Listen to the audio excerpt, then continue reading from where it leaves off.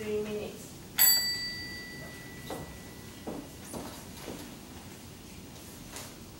Honorable judges, fellow debaters, and esteemed guests. I am the third speaker from the negative side, and today I'd like to put this debate into perspective and prove to the judges why the negative side has won this debate today. Now let me go through the plan very in detail. They started providing a definition for sexual offense as, according to the Ministry of Justice, that includes pornography, flashing, adultery, and all these crimes, etc. That means that their plan must solve all of these problems. Now, onto their harms. They provided 3 harms. That they identified 3 harms, 3 problems. Number 1 is that it will decrease mental health. And then number 2 is that there's weak treatment. And number 3 is isolation. That means that once they identified these problems, their plan must solve all these harms. However, let me proceed on to their plan, which does not solve any of these harms. The plan, they have 2 plans. Number 1, that they're going to hire psychiatrists, scholars, and however, we on the negative side has some questions about this. How many psychiatrists are they going to hire? How much are you going to pay them? Are they credible? Is this number, even if they're going to hire 1,000 psychiatrists and scholars, is this number enough for all of these cases we have? We don't have the details for that. So therefore, the plan proves that the plan is very, very vague. We don't know what to do with the plan. And then the second plan is that they're going to have a web page. However, please, judges, please be reminded that web pages, there might be false information on it. We have no, they did not prove that there is not going to be any false information on these, and this is only provided for adults. What about these minors? What about those daughters that my second speaker has brought up? And on to inherent block. Inherent block, let me remind the judges that if the plan is so good, then why hasn't the government thought about this plan? That means they provided no inherent block. Therefore, we on the negative side assume that their plan has been discarded by the government because it's very, very vague. And they have no solvency. So exactly how much will you decrease recidivism? Will you decrease sex crimes by?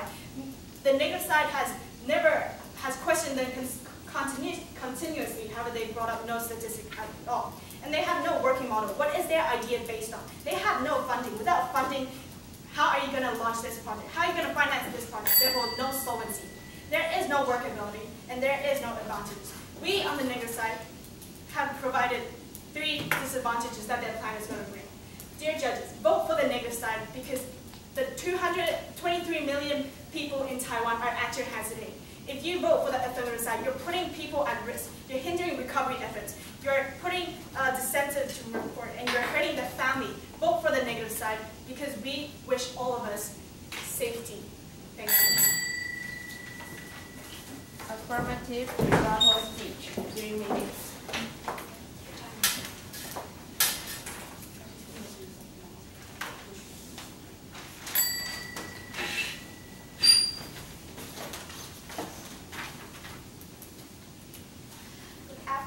Judges, panel members. I'm the third debater in the affirmative side.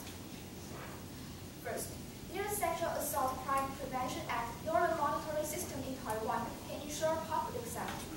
For example, a sex offender on parole escaped during a monitoring time, and shows that the electronic monitoring can't monitor offenders around the clock. Moreover, White Rose Social Care Association pointed out that some listeners threaten to search for the personal information of sex offenders and make it public. Since the purist approach takes unsatisfying preventive measures, our side says that the government should take initiative and help the public defend their security. Some people may think that making public sex offenders information will infringe upon sex offenders' rights. However, we have to emphasize that maintaining benefit of the public is more important than that of individual. Limiting some rights of the offenders is reasonable.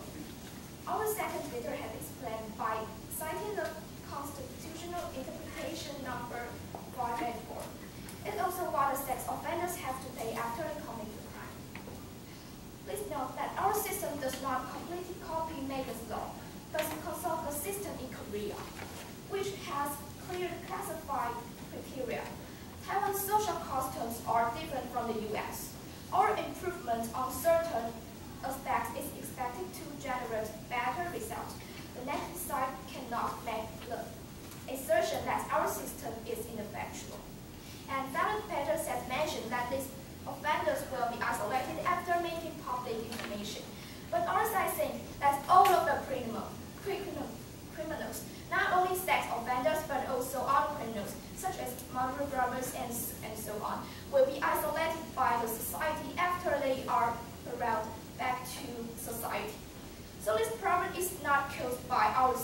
This problem has existed for a long time. And finally, we have to emphasize again that making public sex offenders' information is not for the sake of punishment, but preserving rights and the interests of publics. It's necessary to enhance public safety, prevention, and sense of security. And yes, thank you.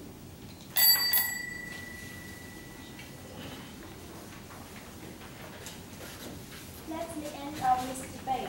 In 5 minutes, we'll have the judge give us comments about both teams' performances. Now, please wait outside. Thank you.